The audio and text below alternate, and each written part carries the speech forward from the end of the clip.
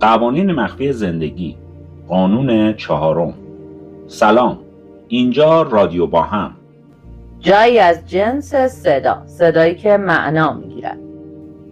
قانون ریتم. خوش اومدید به اپیزود 4 از قوانین مخفی زندگی. اینجا با هم درباره انرژی، ذهن و قوانین مخفی زندگی صحبت میکنیم. من شیدا هستم. من سیامک هستم. همراهتونیم تا با هم بریم سراغ 4مین قانون از این قوانین بی‌نظیر. میشه همینجا یه کوتاه در مورد قانون قبلی برامون صحبت کنی؟ چون هم خیلی جالب بود و هم خیلی به این قانون شبیه، مگه نه؟ بله، دقیقاً درست میگی.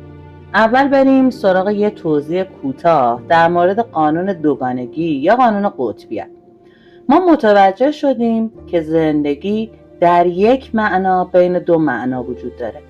هر چیزی که در این جهان وجود داره و در پیرامون ما هست بین دو قطب هست: خوب، بد، زشت، زیبا، شب، روز، و هیچ کدوم از این دو معنا بدون اون یکی معنا پیدا نمی‌کنه. ببین یه مثال بزنم. ما هممون دماسنج رو دیدیم. بیشترین دما گرما و کمترین دما سرما.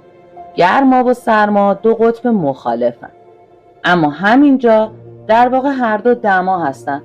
هر کدوم اینجا یک طرف دماسنج هستن و باز هم متوجه شدیم برای اینکه سیستم درست عمل کنه در قانون دوگانگی ما باید اعتدال رو حتما داشته باشیم. خب حالا موافقی بریم سراغ قانون ریتم و متوجه همون شباهتی که گفتی بشیم؟ بله حتما. چقدر قشنگ قانون دوگانگی رو با دماسنج باز کردی و اینجاست که متوجه میشیم ما هر روز با قانون دوگانگی مواجه هستیم بدون اینکه خودمون متوجه این قانون باشیم. قانون ریتم میگه هر چیزی توی این جهان در چرخه منظم حرکت میکنه. یه بالا داره، یه پایین، یه آغاز، یه پایان، اما در اصل هیچ چیز تموم نمیشه، فقط تغییر شکل میده. مثل فصل ها، بهار میاد، بعد تابستون، بعد پاییز، بعد زمستون و دوباره از نو شروع میشه.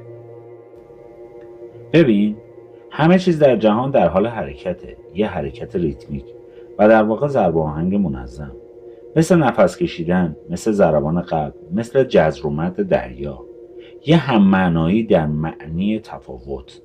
خیلی جالب و عمیقه، مگه نه؟ بله درست میگی. حتی زندگی هم همینطوره. روزایی هست که پر از انرژی و انگیزه هستی و روزایی که اصلا دلت نمیخواد هیچ کاری بکنی. بعضی روزها حس میکنی بالایی و بعضی روزها حس میکنی پایینی.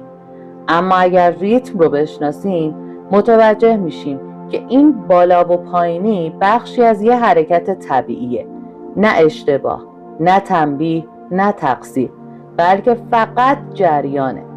حالا میرسیم به همون نظر خودت که گفتی شبیه هم هستن. واقعا تا همینجا هم احساس شباهت بیشتری پیدا کردم. یادته قانون دوگانگی بهمون گفت زندگی بین دو قطب در حرکته، درسته؟ بله دقیقاً. عمقش اینجاست که قانون ریتم میگه این حرکت یه نظم داره، یه تنظیمات خاصی که اگر یادش بگیریم و باهاش هماهنگ بشیم سیستم درست کار میکنه. منظورم رو که متوجه میشی؟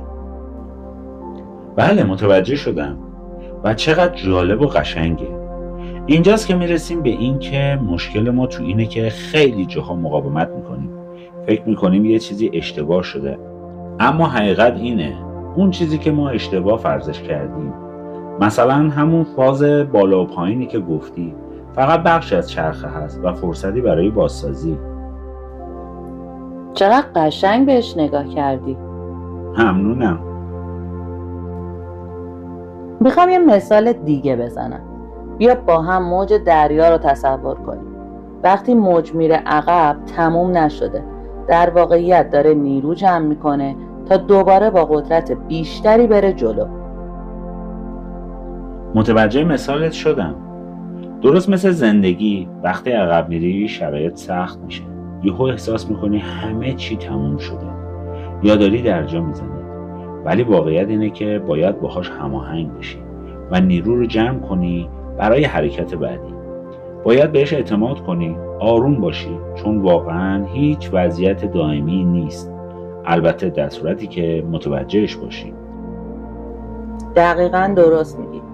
قانون ریتم میگه هر چیزی زمان خودش رو داره و هر فصل کار خودش رو انجام میده. زندگی هم همینطوره. بین فاصله دو موج تموم شدنی نیست، بلکه یک فرصته، یه هم معنایی برای جلو رفتن در تفاوت عقب کشیدن. و برای اینکه اینجا هم نتیجه درست باشه، باز هم تعادل لازمه. سیستم وقتی درست پیش میره که در حرکت و نظم و تعادل باشه، یک جور هماهنگی با یگانگی. میدونی چیه؟ قانون ریتم در واقع یه دعوت به اعتماده، به اینکه بدونیم جهان با نظمی عمیق در حرکته، حتی وقتی ما متوجهش نیستیم. و چقدر توجه به همین یه موضوع میتونه دل من و تو رو آرومتر کنه و زندگی رو سبکتر، راحتتر و جذابتر کنه. درست میگی. این قوانین از دل طبیعت بیرون میاد و هممون این رو میدونیم که طبیعت بوده، هست و خواهد بود. پس هر چقدر این قوانین رو بیشتر درک کنیم و ازشون مطلع باشیم، توی زندگیمون یه روند رو به تکامل و سیر صعودی رو طی می‌کنیم. انقدر این قوانین جالب و جذاب هستن که وقتی در موردش صحبت میکنیم دلمون نمیخواد تموم بشه. اما تا همینجا هم خیلی عالی بود. ازتون میخوایم که شما هم نظر خودتون رو بهمون بگید و کانال ما رو سابسکرایب داشته باشید. زنگوله رو هم یادتون نره تا با هم در ارتباط باشیم. براتون آرزوی زندگی پر از ریتم و حرکت به سوی عالی ترین ها رو داریم. تا قانون پنجم، ضرب آهنگ زندگیتون منظم.